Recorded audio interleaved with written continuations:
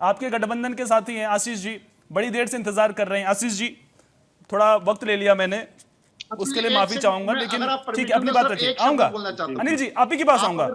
सिर्फ एक लाइन, अगर आप परमिशन दो, ये पीडीए चिल्लाते हैं, हाँ। तो आज ये पीडीए को धोखा दे रहे हैं या फिर सर्व समाज की बात कर रहे हैं? कैसे? आप जब सब आते हैं तो उसमें पीडीए की बात करने की जरूरत क्या है? यानी या तो पीडीए का बेवकूफ बना रहे हैं, या अब जब सर्व समाज की बात करते हैं, ठीक है, तो ठीक है, अकेला PDA. Point noted sir, point noted, point noted. इस पर जवाब जरूर लूंगा मैं, अतुल जी से जवाब जरूर लूंगा, लेकिन आशीष सैनी जी, सबसे पहले आपकी बात। देखिए, मैं वही बात करना चाह रहा था जो अभी भाजपा प्रवक्ता ने कहा। इन्होंने कहा कि पीडीए की बात करते हैं, पिछड़ा, दलित और इस तरह के अल्पसंख्यक की बात करते हैं। देश में किसी भी संवैधानिक संस्था, यानी भारत सरकार हो या राज्य की सरकार हो, आगे लाने का प्रयास किसको किया जाएगा? जो कमजोर होगा, जिसको सामाजिक रूप से पीछे होगा, उसी को तो आगे लाने की बात चुनी हुई सरकार करेगी।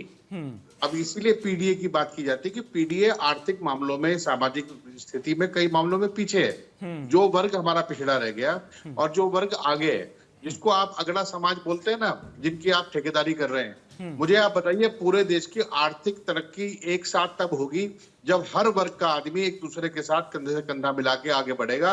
अगर गोविंद ठाकुर जी कोई फैक्ट्री खोलेंगे तो उसमें मैं कहीं काम करूंगा, तो और उसका सामान अगर अतुल यादव जी बेचेंगे तो अनिल गोयल जी उसका प्रचार प्रसार करेंगे, तभी तो काम बढ़ेगा। लेकिन अगर आप ये सोच लेंगे कि आपका ही विशेष अधिकार हो जाए, अनिल गोयल जी, मैं आपसे पूछता हूं, मैं केवल, हालांकि मैं इस तरह की बातों को कभी समर्थन नहीं देता, लेकिन अगर सारी पूंजी अगर आपकी ही जाति के लोगों के पास थी, तो देश की सारी पूंजी में पूंजीवाद, अब अंबानी और ये अदानी कैसे आ गए? ये माफियावाद से ही तो आए ना। पहले तो देश की पूंजी आपके पास थी, अब कहाँ है पूंजी? वो बताइए ना। दूसरी बात, आपने एजुकेशन की बात की। गुजरात के लोग अमीर बहुत हैं, 2-2 करोड़ की गाड़ियां रखते हैं उनके छोटे छोटे बच्चे, लेकिन हाई स्कूल पास नहीं कर पा रहे हैं। तो इसलिए शिक्षा के लिए जो व्यक्ति शिक्षा के लिए पढ़ाई करेगा, मेहनत करेगा, नंबर उसी के आएंगे, ये देश का संविधान बोलता है। लेकिन आप उसको यूनिवर्सिटी में लाने के बाद उसके अंगूठा काटने का काम करेंगे। आज भी महाभारत काल में भी अंगूठा कटा था और आज भी कटा है। तो ये चीजें खत्म करने के लिए तमाम तरह के कानून लाए जाते हैं। जब आप पुलिस में आएंगे तो पुलिस किसी कम मजबूत व्यक्ति के लिए नहीं होती। पुलिस का मुख्य कार्य है कि वो कमजोर व्यक्ति के साथ खड़ी हो। मैं आपके सामने एक बात करता हूं, जो लाठी से चलने वाला तंत्र है, लाठी की जरूरत तब पड़ती है जब आपको लगे कि हाँ, बल प्रयोग करने की जब मानसिकता आ जाएगी, तो आप कमजोर के खिलाफ ही लड़ सकते हैं, ताकतवर के खिलाफ नहीं लड़ सकते लाठी के दम पे। लेकिन जब आप विचारधारा की लड़ाई लड़ेंगे, सोच की लड़ाई लड़ेंगे और विजन की लड़ाई लड़ेंगे, तब आप ताकतवर के खिलाफ खड़े होने की भी हिम्मत ला सकते हैं। मैं आपको उदाहरण देता हूं, एक पत्रकार की कलम में वो ताकत है जो हजारों बाहुबलियों के अंदर भी नहीं होती।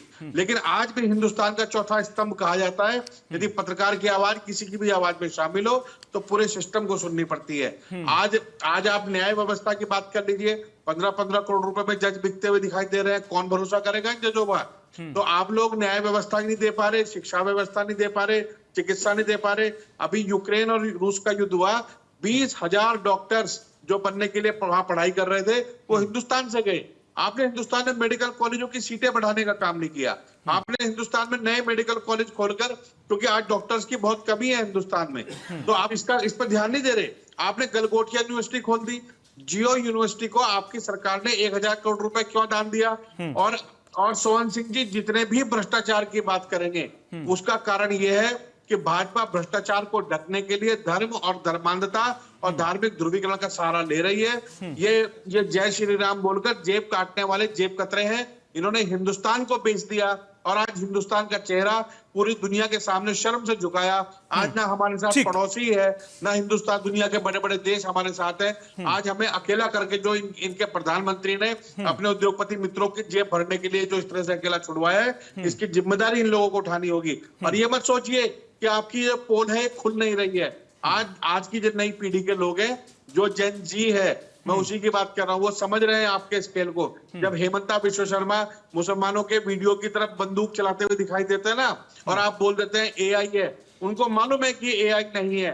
उनको मालूम है कि ये झूठ नहीं है, ये सच है कि आप नफरत फैला रहे हैं। आपके ओम बिरला के बगल में खड़ा होने वाला एक भाजपा का साधारण कार्यकर्ता 32 सांसदों को मारने की धमकी देता है, और आप कहते हैं कि गृह मंत्री है यहाँ पर। मुझे लगता ही नहीं कि गृह मंत्री नाम का कोई प्राणी देश में मौजूद है, वरना किसकी हैसियत है कि वो 32 सांसदों को मारने की धमकी दे सके, और 32 सांसदों को छोड़िए, एक छोटे से बच्चे के हाथ से गुब्बारा भी छीन के दिखा सके।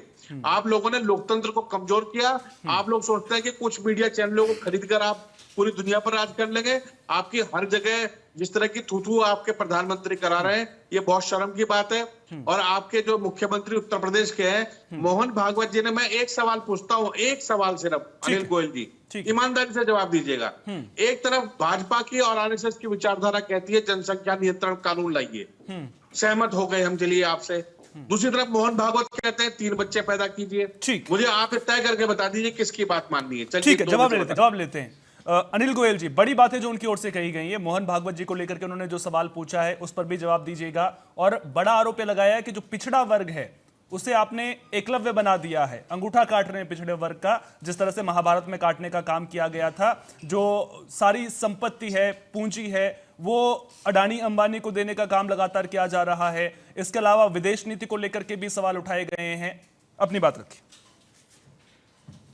रावत जी, मैं सिर्फ तर्कों से बात करना चाहता हूं, ये बेतर्कों से बात कर रहे हैं। ठीक, मुझको ये बताओ, जब शिक्षा की बात कर रहे हैं, दोनों मेरे साथी बड़ी शिक्षा में बढ़ चढ़ कर बात कर रहे हैं। उत्तर प्रदेश के अंदर नकल कानून को किसने खत्म करा?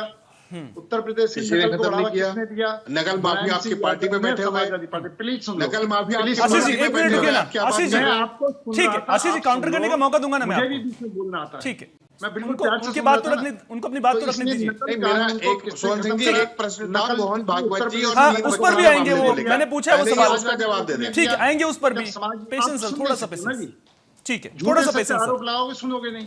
तो नकल कानून को आपने करा। पहली बात तो मैं बड़ा स्पष्ट कहता हूं, शिक्षा की बात, न्याय की बात कहते हैं। ये न्याय का इन्होंने सम्मान कब करा है?